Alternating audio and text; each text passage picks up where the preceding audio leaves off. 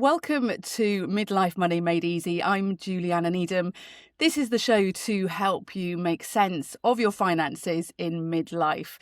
Now, the latest energy price cap recently increased to £1,862 a year. To help make sense of this, I'm joined by Joanna O'Loan, who is the Knowledge Manager at the Energy Saving Trust, which is a consultancy working as a partner to businesses and governments when they're working towards net zero. Joanna, thank you very much for joining me. Thanks for having me. So we're going to look at three things that people need to know about the energy price cap. Could we start off with why it was introduced and what it is? Sure.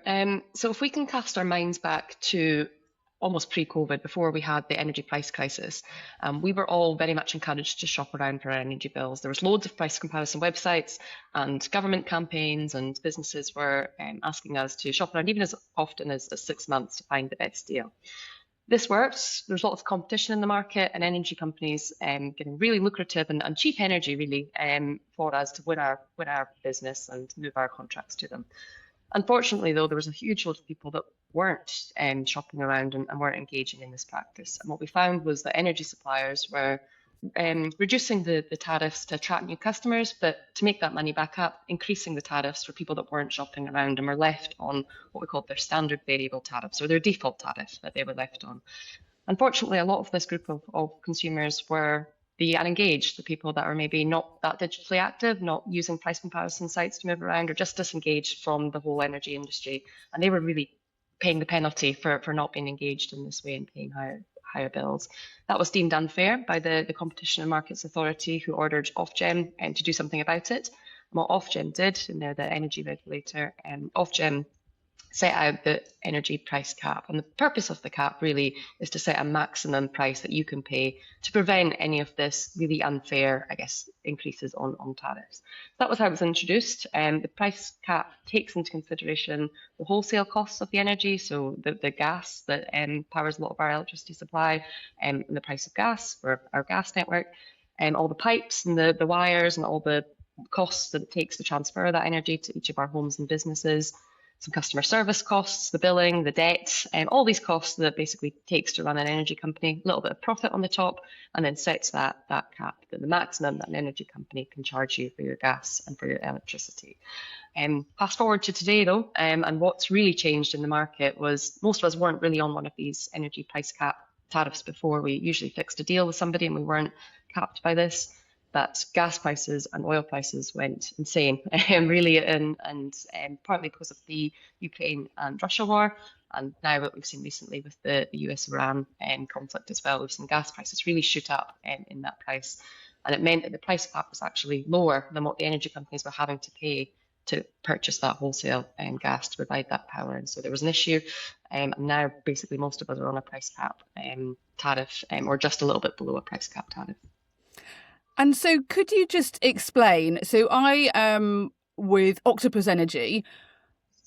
When we spoke to ahead of doing this recording, I was unsure which tariff I was on. And so if I look at my bill, which I've now got open, it's not even that straightforward. And I look at the first page of the bill, it doesn't say which tariff. I have to go down to the second page, and it says my electricity, the tariff name is flexible, Octopus, product type variable. So what does that mean? Yeah, you're not alone. A lot of people come to us unsure about what their energy bills are saying, and there's a lot of information in that bill that it needs to communicate to you. So I understand that the bills will be confusing for a lot of people, and every energy company will do it slightly differently as well. So it's even once you get used to one, you switch supplier, you might get a different type of bill. What they must provide to you is your unit price, so the pence per kilowatt hour, the pence per unit of energy that you're using. They must provide that to you. They must provide the name of the tariff that you're on as well, and that should help you compare when you're looking at other people's. So is the variable a bit like a variable versus a fixed rate mortgage? And if you're on the fixed rate, that is the price cap, or that is a fixed tariff? So if you're on a fixed rate with your energy supplier, that's a contract that you've entered to, and you're no longer protected by the price cap in that way. So you've signed a contract, and you'll agree to pay that price until the end date of your contract. If you're on a flexible or variable tariff like you are, you're essentially following the price cap. It won't necessarily mean that you are on the maximum of the cap, but you are protected by that maximum of the cap. So you'll probably be at or just slightly below the price cap if you're on your energy company's variable tariff. So my bill cannot go higher than the price cap? Exactly that, yes. So, Joanna, looking at my bill, could you explain what the different charges are? So I've got the tariff name, which I've mentioned, the product type, variable, payment method, direct debit, the unit rate. Then we've got the standing charge. What's that?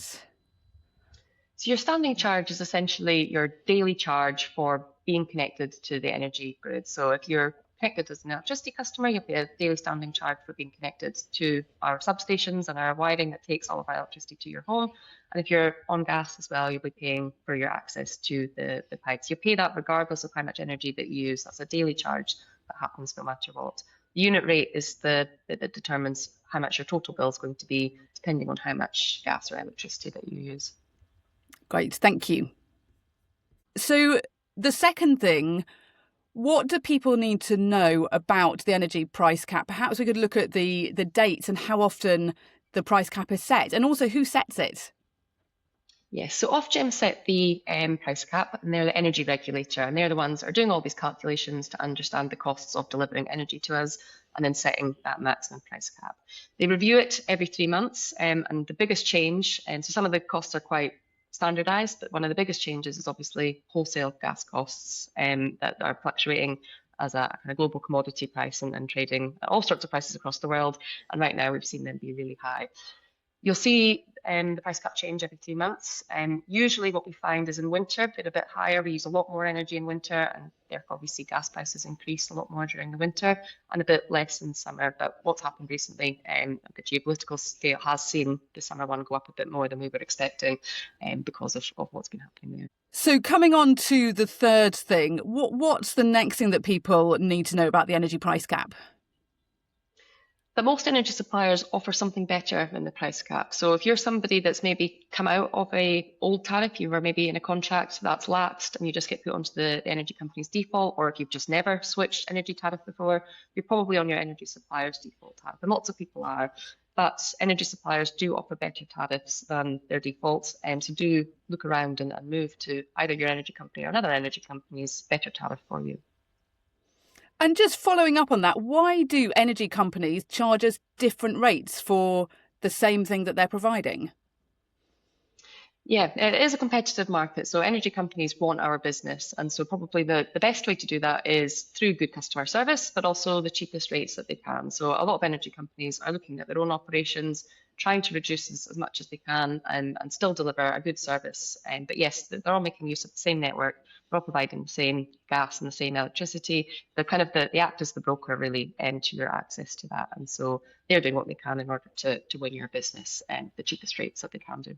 And finally, I want people to take away one thing that they can do today, tomorrow, or this week to do with their electricity and gas bills, their energy bills, and the energy price cap. What is it they can do that's going to potentially help them save money in the future? Yeah, I would get a copy of your bill, look at your rate, so the pence per kilowatt hour, and see if you can beat it online. So use one of the price comparison sites. There's lots out there. Type in your details, and you'll have the amount of energy that you've actually used somewhere on your bill. That can be really useful as well to help you compare who you'd be cheapest with.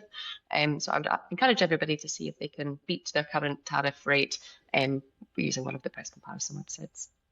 And just so I'm clear, can everybody get their energy from any supplier, or is it regional in the UK?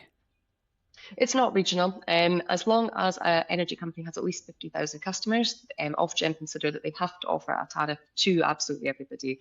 They don't necessarily have to offer their best rates to everybody, but they do need to offer at least one tariff to every business and household in the UK. Thank you very much, Joanna O'Loan, who is the Knowledge Manager for the Energy Saving Trust. Thank you very much for having me. I'm Joanna Needham, and thank you for joining me for Midlife Money Made Easy.